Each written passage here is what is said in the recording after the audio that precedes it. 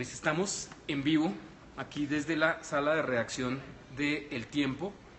Son las 10:10 y como lo hemos hecho antes, pues vamos a hacer una transmisión dedicada un poco ya a estas horas de la noche a hablar sin tanto afán de los temas que nos interesan. Y para eso nos acompaña un invitado muy especial. Se trata de Maximiliano Cantis, que viene en representación de una firma que para nosotros se ha vuelto un referente en materia de ciberseguridad, que es ESET. A menudo la consultamos, ustedes la ven con frecuencia en los análisis que hacemos, y con él vamos a hablar más adelante un tema que es bien interesante y diría yo incluso necesario, como es el del ransomware de las cosas. Pero mientras tanto, si me regala usted 5 minutos, ¿cómo no? Vamos a hacer un resumen de temas que son como de la agenda obligada hoy en materia de tecnología. Quisiera comenzar por el día de anuncios que tuvo Apple, que no hizo precisamente un evento hoy, pero sí dio a conocer algunas novedades, particularmente versiones renovadas de su línea iPad. No lanzó un nuevo iPad Pro, lo cual habría sido interesante, sino que mejoró las capacidades de su iPad Air y dobló la capacidad de su iPad Mini sin subirle el precio. Es una vez más un desafío en la cara de todos aquellos que creen que las tabletas ya se murieron. Apple sigue apostándole a eso. Y lo otro que pues sería una curiosidad si no fuera Apple, es el lanzamiento de un iPhone 7 y un iPhone 7 Plus en versión roja. Esto no es solamente el color, sino que se suma a la campaña Red, que ustedes saben que está respaldada por Bono, el vocalista de YouTube, y que básicamente es una forma de ayudar a la investigación en contra del SIDA mediante la compra de un aparato que pues por lo demás tiene el elemento cool de ser a la vez consumista y benéfico. Pero yo quería hablar, y esto lo hablamos antes de cámara, de un tema que está sonando también en lo que tiene que la semana, y es de nuevo los problemas de Uber.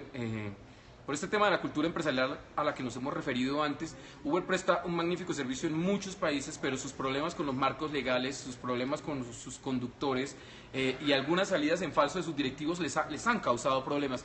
Lo más reciente de esta semana fue la renuncia de su presidente, no su CEO, sino su presidente, que no llevaba 7 meses en el cargo y que se va anunciando que es incompatible con la mirada empresarial de Uber. Es en serio un caso que decía yo algún día será como de libro de texto, de cómo a una empresa, por poderosa que sea, no se le puede permitir, no se le puede ir de su vista el tema de los valores y de la relación con sus usuarios. Eso a la larga termina siendo problemático. Y finalmente, en lo que califica casi como un servicio social, Netflix está buscando traductores. Si usted habla más de un idioma, es posible que encuentre que el otro idioma que usted habla está en la base de datos de Netflix. Nos comunicamos con los gatos para confirmar que esto fuera cierto y nos confirmó Netflix que sí es verdad. Está buscando quien traduzca en más de 30 idiomas, finlandés, japonés, que es el mejor remunerado, y español, tanto castellano como latinoamericano, que no los pagan muy bien, pero los pagan. ¿Cómo hacer para ser reclutado en este ejército de traductores? Fácil, vaya a Tecnosfera en www.eltiempo.com/tecnosfera y ahí encuentra el enlace en donde puede hacer una prueba muy sencilla y dependiendo de cómo le vaya en la prueba, Netflix le informa si sí califica a usted como uno de sus traductores. Bueno, ya somos varios. Hola Nanda, Nofer. Si tienen alguna pregunta, pueden hacerla de dos maneras. La una, usando el hashtag 10y10, tal y como aparece en la descripción de este Periscope, o pues directamente aquí en Periscope. Y se la pasaremos a nuestro experto, que de nuevo, para quienes acaban de llegar, es Max Landis de ESET Seguridad. Porque hoy vamos a hablar de un fenómeno que es nuevo. Bueno, ahorita me dirá usted qué tan nuevo es, pero que es importante y es... Yo creo que a estas alturas usted ya está más o menos familiarizado, y lo supongo porque está viendo a las 10 de la noche un programa sobre tecnología, con el fenómeno del ransomware. Este fenómeno en donde cibercriminales encriptan la información, secuestran la información en su computador o en su teléfono y pues le piden un rescate por ella. Pero ¿qué pasa a medida que conectamos y conectamos más cosas? Aquí es donde entra el ransomware de las cosas y de eso vamos a hablar. Bienvenido Max, gracias por trasnochar con nosotros. Y hablemos un poco del concepto. ¿Cuáles son los alcances de este concepto del ransomware de las cosas? Bueno, justamente vos mencionabas dos cuestiones súper importantes que son las dos tendencias más fuertes que hay hoy en Internet, en temas de incluso de seguridad, pero de tecnología, ¿no? Que es esto de, por un lado, que las cosas se empiezan a conectar cada vez más a Internet. Cuando decimos las cosas, para que quede claro, estamos hablando de las cosas no tradicionales, ¿no? Por ejemplo, una nevera, un reloj, incluso los automóviles, ¿no? Entonces, estas cosas que antes no estaban conectadas a Internet, ahora se empiezan a conectar a Internet. Y la otra tendencia, esto sí más asociado a la parte de seguridad, es esto del secuestro de las cosas. Pero lo que venía pasando en los últimos años tiene que ver con el secuestro del contenido, ¿no? El secuestro de una foto, el secuestro de un archivo, ¿no? Estos criminales, cibercriminales, que como bien decía, cifran los datos y después nos piden recompensa para volver a recuperar esos datos. Pero en el caso del ransomware de las cosas, la característica más importante es que lo que se secuestra es el uso de la cosa. Exactamente, o sea, si le preocupa a usted que le secuestren un celular o que le secuestren una tableta y no le vuelva a arrancar o se pierda la información que tiene ahí, piense que va a pasar el día que le secuestren la nevera, el televisor o el carro. Y si a alguien le parece que es peliculero, no es tan peliculero. Puede pasar, y lo que es peor, corríjame si me equivoco, lo hemos visto pasar. De hecho hay casos, hay un caso muy conocido que es el caso de la Jeep, en donde unos hackers justamente encontraron una vulnerabilidad del sistema de las Cherokee y a través del sistema de entretenimiento, ¿no? Pudieron acceder al carro de manera remota y tomar control de temas como por ejemplo el acelerador, el freno, es decir, podían tomar control del carro en sí. Entonces no es algo que estamos hablando que va a suceder a futuro, tampoco es una problemática de hoy, sino que es algo que a mediano y largo plazo vamos a tener que empezar a prestar atención. Pensemos lo siguiente, Gartner, que es una consultora súper importante, nos dice que en el 2020 más de 25.000 millones de cosas van a estar conectadas a Internet. Entonces, ¿qué pasa? El tema es que los fabricantes y los usuarios finales están pensando más en la funcionalidad y no tanto en la parte de seguridad. Entonces hay que empezar a prestar atención. ¿Cómo cambiamos eso? Porque sí, es cierto, yo le invierto no sé cuántos millones de pesos a un Smart TV, o me compro esta neverota de Samsung que tiene básicamente una pantalla de este tamaño que está conectada a Internet. O en un par de años me compro una versión de un carro inteligente que puede que se maneje o no solo, pero independientemente de eso es un carro conectado. Como usted lo dice, la compra está motivada por la experiencia que me van a dar esos aparatos. Yo no suelo pensar en términos de la seguridad digital de esos aparatos, pero ¿quiere decir que voy a tener que empezar a buscar un antivirus para mi carro?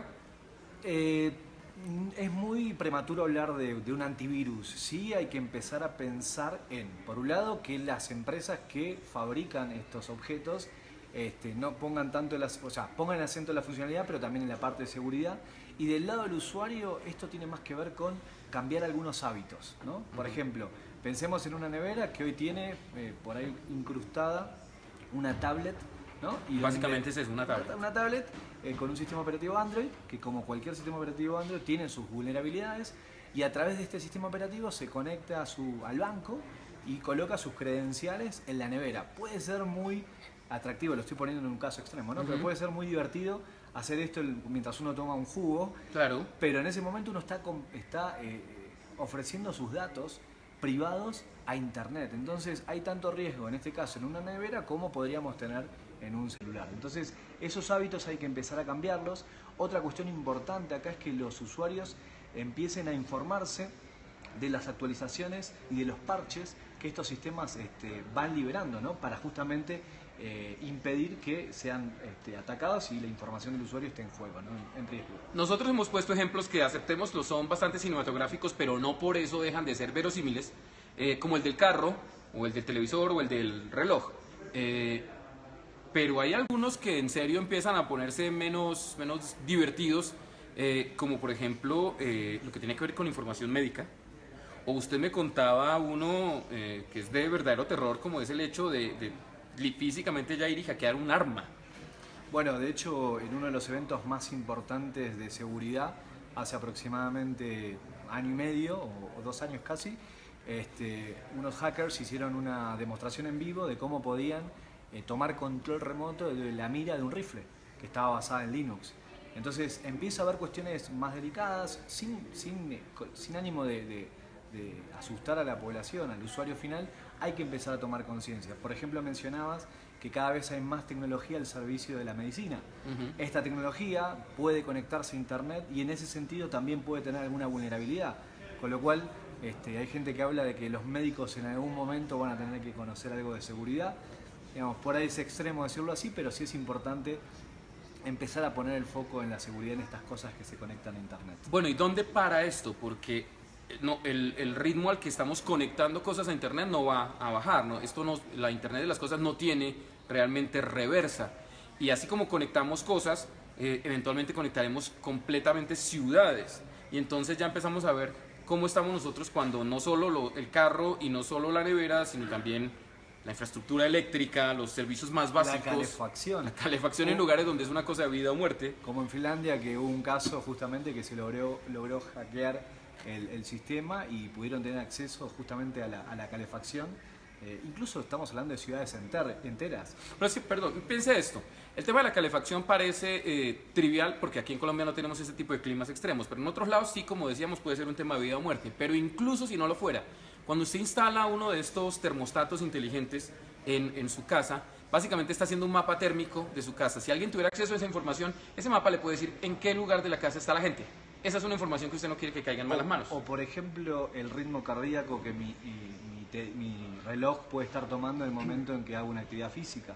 O sea, hay información privada, información de incluso a nivel salud, que puede estar siendo recolectada, incluso dónde estoy, en qué punto de la ciudad, cuáles son mis hábitos, digamos, dentro de la ciudad donde estoy. Y aquí está la gran paradoja de esto.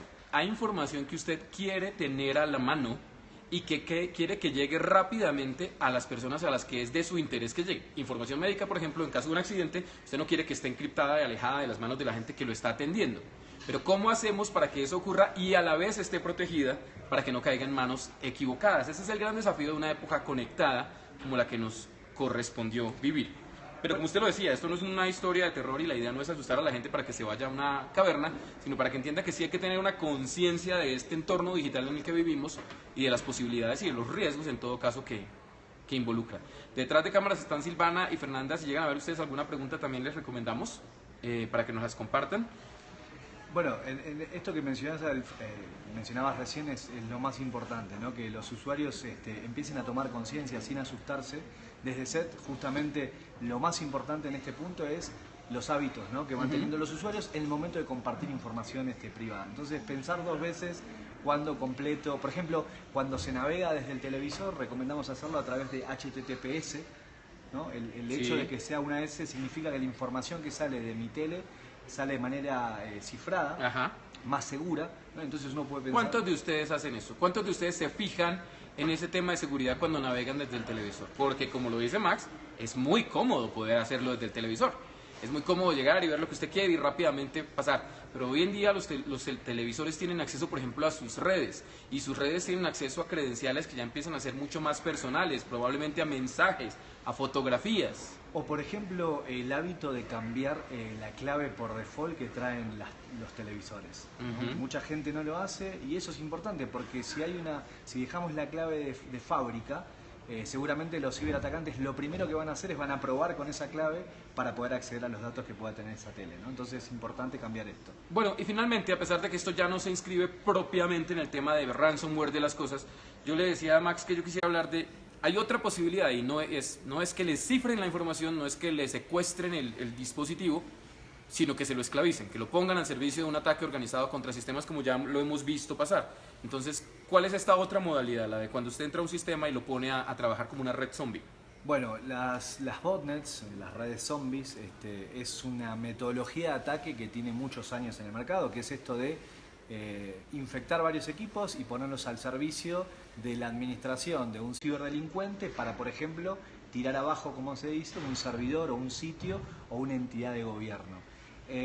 No es descabellado pensar que justamente, como venimos hablando, a mediano y largo plazo, estas cosas que se conectan a Internet también puedan ser parte de una red botnet para justamente ser utilizadas con fines delictivos. Entonces, esa podría ser otra amenaza dentro del mundo de Internet de las cosas, ¿no? Entonces, para terminar, y no terminar como en ese programa de hace muchísimos años que decía Dulces Sueños, si es que pueden, sino decirles, hay una luz, o sea, no es una historia de terror.